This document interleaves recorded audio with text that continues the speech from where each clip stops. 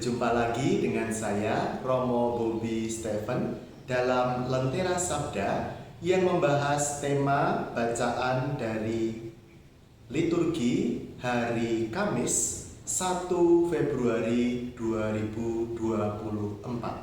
Bacaan akan diambil melanjutkan Injil Markus bab 6, kali ini dari ayat 7 sampai ke ayat 13 dengan tema Yesus mengutus ke-12 rasul. Mari kita dalami beberapa ayat yang inspiratif bagi kita. Setidaknya ada 3 hal penting yang bisa kita petik dari Injil Markus bab 6 pada liturgi Ekaristi pada hari ini.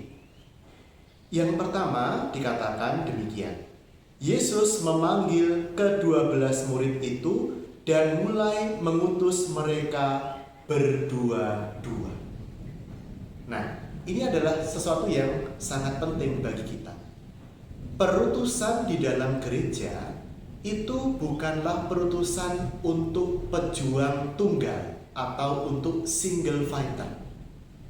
Meskipun kita hebat, meskipun kita mampu melakukan sendirian, tetapi Yesus menghendaki kita diutus berdua-dua. Nah, maksudnya apa? Maksudnya adalah bahwa kita diutus itu tidak membawa nama kita sendiri.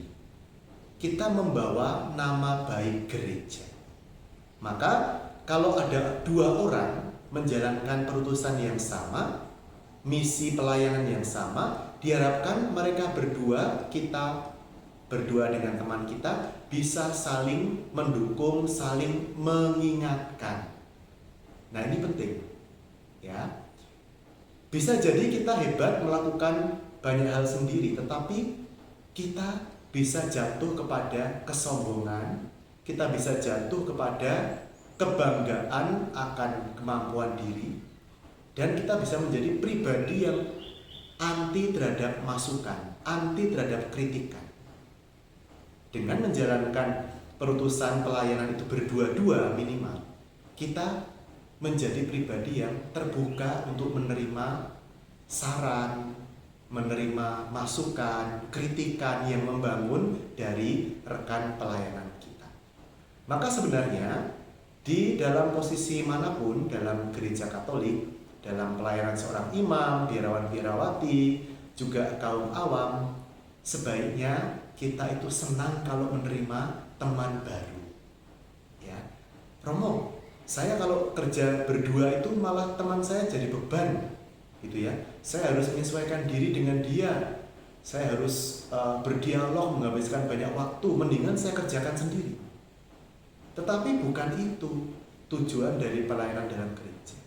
Justru pelayanan dalam gereja itu menjadikan kita saudara dengan teman kita, ya, dengan sesama pengikut Kristus yang lain. Itu adalah inspirasi yang pertama dari Injil hari ini. Kita melanjutkan pembacaan kita. Ia memberi mereka kuasa atas roh-roh jahat dan berpesan kepada mereka supaya jangan membawa apa-apa dalam perjalanan mereka kecuali tongkat saja, roti pun jangan, kantong perbekalan pun jangan, uang dalam ikat pinggang pun jangan, tetapi boleh memakai alas kaki, tetapi jangan memakai 2 baju. Nah, ini sesuatu yang terasa agak aneh, agak ganjil untuk banyak orang. Bukankah kalau kita itu mau melakukan sebuah karya, sebuah pekerjaan, kita harusnya membawa alat yang lengkap, ya? Ya kan?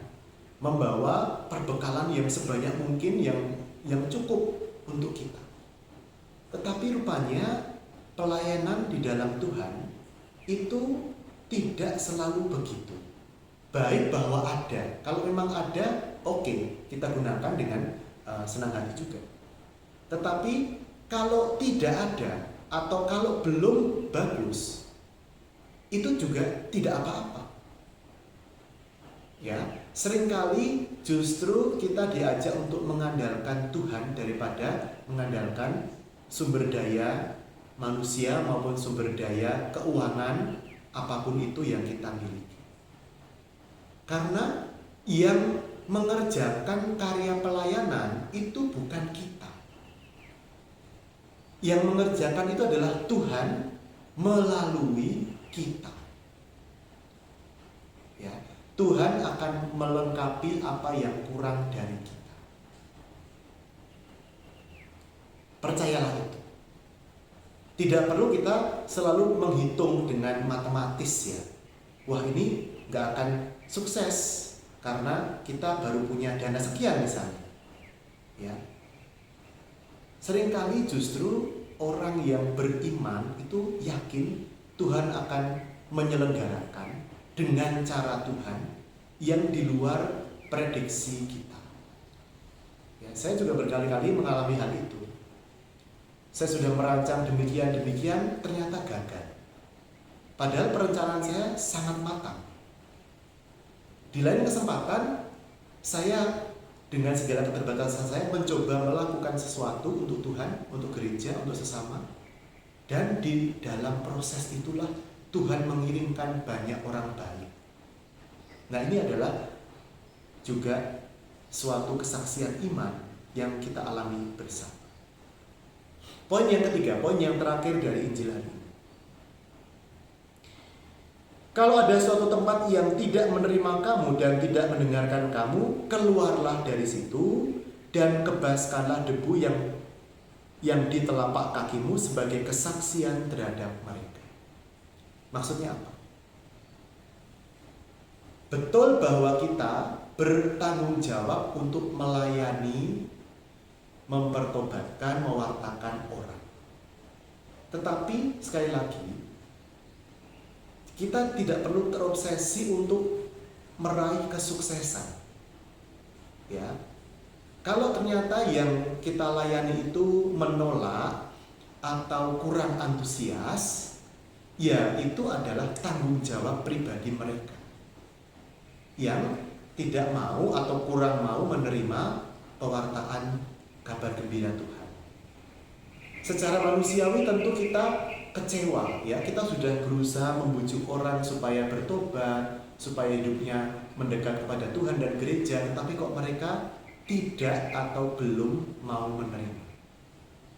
Nah, daripada kita itu energi kita habis di sana, ini gimana sih, ini orang sudah saya kunjungi, sudah saya nasihati, kok dia kok menolak seperti mental semua yang saya katakan kepada dia. Nah, daripada kita fokus ke penolakan-penolakan itu, Yesus sabdakan, ya sudah, let it go and let God.